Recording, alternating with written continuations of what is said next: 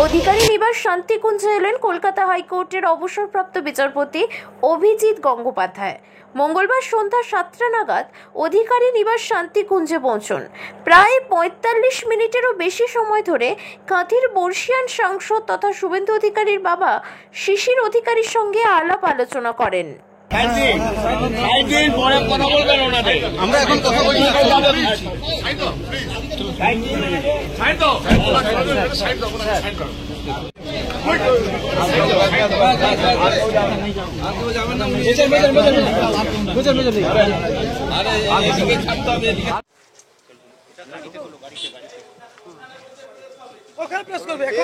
অনেকে দাঁড়িয়ে আছে।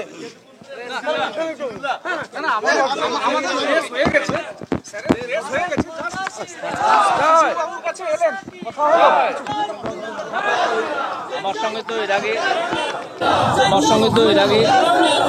সঙ্গে তো এর আগে কখনো পরিচয় ছিল না, তো আজকে আমি এলাম পরিচয় করতে, ওনার পায়ের ধুলো নিলাম, আশীর্বাদ পেলাম। তো এবং ওনার সঙ্গে সামান্য এমনি কথাবার্তা হলো, সেরকম কিছু মানে পলিটিক্যাল কথাবার্তা, বিরাট কিছু নয়, ওই সাধারণ সামাজিক কথা, একদম সৌজন্য সাক্ষাৎকার, এবং সেটা সেই স্পিরিটেই হলো। আমার খুব কিছু কথা বললেন? না, কোনো রাজনৈতিক কথাবার্তা হয়নি। ওনাকে আমার খুব ভালো লাগলো, এত একজন অভিজ্ঞ মানুষ।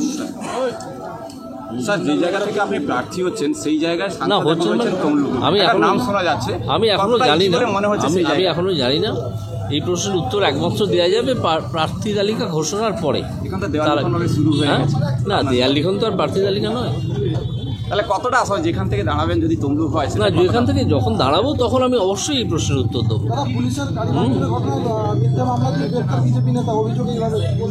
হ্যাঁ, এটা আমি শুনেছি কিছুক্ষণ আগে। তো এটা তো পুলিশ তো এইভাবেই কাজ করছে, মিথ্যে মামলা দিয়ে মানুষকে চুপ করিয়ে রাখতে চাইছে, কারণ তৃণমূলের তো শেষ অবস্থা এসে গেছে। শেষ অবস্থায় এরা এইসবই করে, বিপদকালে বুদ্ধিনাশ। পরিবারের সঙ্গে কথা বললেন, ভীষণ উচ্ছ্বাস। আমাকে সবাই অত্যন্ত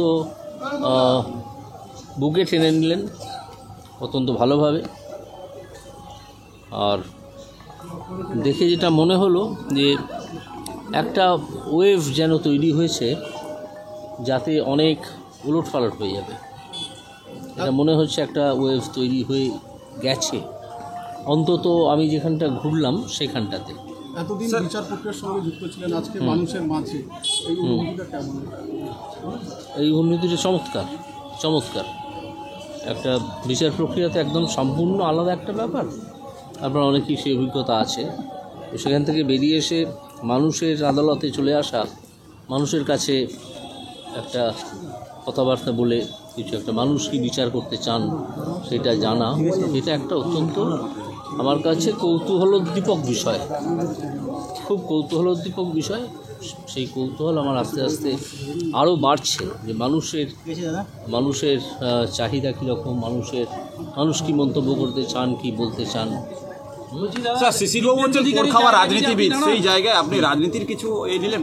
না, রাজনৈতিক কথাবার্তা আজকে সাধারণ সৌজন্য সাক্ষাৎকার, খুব অল্প সময়ের জন্য। আমার আসতে অনেকটা দেরিও হয়ে গেছে, রাস্তায় অনেকগুলো আপনার ক্যামেরাটা একটু তুলুন, রাস্তায় অনেকগুলো ওই সম্বর্ধনা ছিল, সেগুলো সকলের সঙ্গেই আমাকে ইন্টারাক্ট করতে হয়েছে, করে আসছি।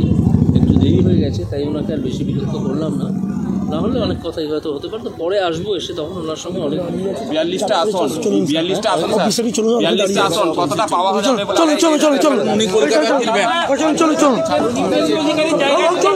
আপনার বাড়ির বাথ ফিটিংস এন্ড স্যানিটারি পছন্দের সেরা ঠিকানা এখন নিমতৌড়ি ম্যাশন স্টোরে।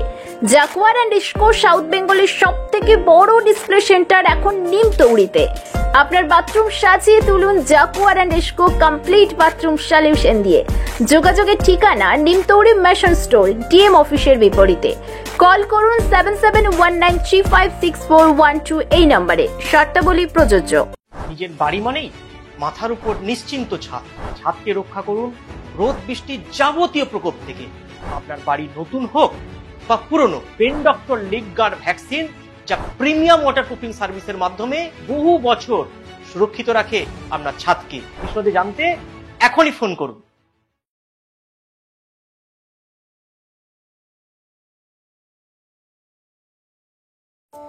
বন্ধ্যাত্ব কোনো অভিশাপ নয়, এটি চিকিৎসার মাধ্যমে নিরাময় সম্ভব।